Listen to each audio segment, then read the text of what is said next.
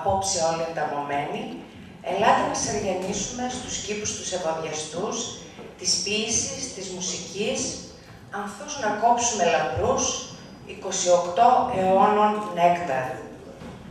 Ο Σύλλογος Μικρασιατών Οικίζικος σας καλωσορίζει στην απόψινή βραδιά ποίησης και μουσικής.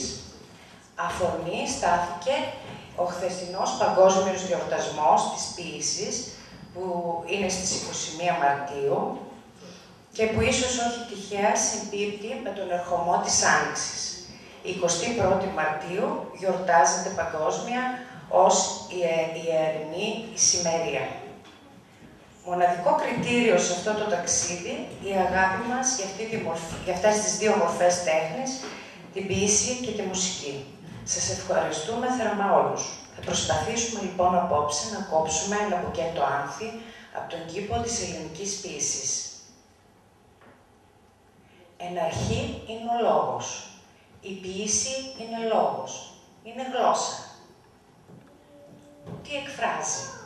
Τις ελπίδες και τα όνειρα, τα ιδανικά και τα αισθήματα, τις σκέψεις και τις εμπειρίες, τις στιγμές της κρίσης και της αγωνίας. Τι προσφέρει η ποίηση? Αισθητική χαρά, όξυνση της κριτικής ικανότητας, γνωριμία με τον εαυτό μας και την κοινωνία. Ο ποιητής ανασύρει πράγματα καθημερινά που δεν προσέχουμε.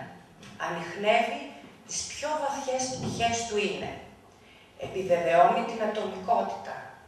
Ανατέμνει τον πόνο προς την αδικία, τον αγώνα για την επικράτηση, τις συγκρούσεις με τους άλλους, την επανάσταση κατά των ανθρώπινων και των θεϊκών νόμων. Χρησιμοποιεί τις λέξεις των πολλών, τις φορτίζει με νέο περιεχόμενο, έτσι ώστε αποκτούν νέα διάσταση. Πάνω απ' όλα όμως, ο ποιητής προσφέρει αισθητική δομή.